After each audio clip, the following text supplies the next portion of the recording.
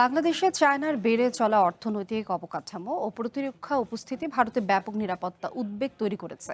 দেশটির শীর্ষ গোয়েন্দাদের বরাত দিয়ে স্থানীয় গণমাধ্যম নিউজ 18-এর প্রতিবেদনে ঢাকা বেজিং সম্পর্ক নিয়ে দিল্লির তৎপরতার নানা দিক উঠে এসেছে। ভারতকে ঘিরে ফেলার চায়নার কৌশল এখন আর শুধু তথ্যে সীমাবদ্ধ নেই। নয়াদিল্লির শীর্ষ গোয়েন্দাদের বরাত দিয়ে নিউজ 18-এর এক প্রতিবেদনে বলা হচ্ছে, সামরিক ও ভূরাজনৈতিক গুরুতর প্রভাবে ভারতকে ঘিরে ফেলার সেই কৌশলকে বাস্তবে পরিণত করছে বেইজিং।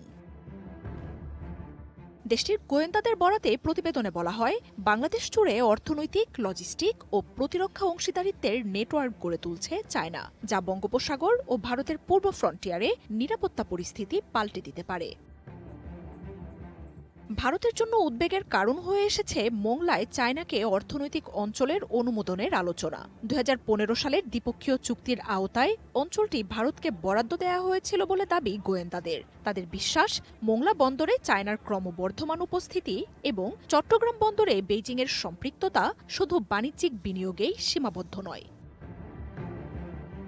ভারতের গোয়েন্দাদের দাবি, বন্দর অবকাঠামোর মাধ্যমে জাহাজ চলাচল, কার্গোর ধরন এবং অঞ্চলটিতে বেসামরিক ও সামরিক কাজে ব্যবহারযোগ্য সরঞ্জামের পরিবহনে নজরদারি চালাতে পারবে চায়না। ফলে বঙ্গোপসাগর নিয়ে আরও বিস্তৃত ধারণা এবং বাণিজ্যিক ও কৌশলগত জাহাজ চলাচল পর্যবেক্ষণ করতে পারবে দেশটি। ভারতীয় গোয়েন্দাদের উদ্বেগ, বাংলাদেশে চায়না ইলেকট্রনিক্স নজরদারি সক্ষমতা স্থাপন করতে পারে, যা পশ্চিমবঙ্গের সুকনায় ভারতীয় সেনাবাহিনীর 33 কর্পসের সদর দপ্তর থেকে পাঠানো রেডিও, মাইক্রোওয়েভ এবং রাডার সংকেত শনাক্ত ও বিশ্লেষণ করতে পারবে।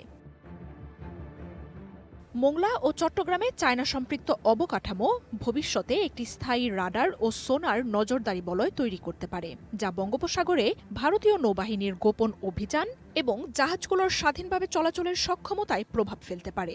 এছাড়াও বিশাখাপত্তনম ও কলকাতা থেকে চলাচলকারী ভারতীয় নৌযানগুলোতে বাংলাদেশকে ব্যবহার করে আরও ব্যাপক নজরদারি চালানো হতে পারে।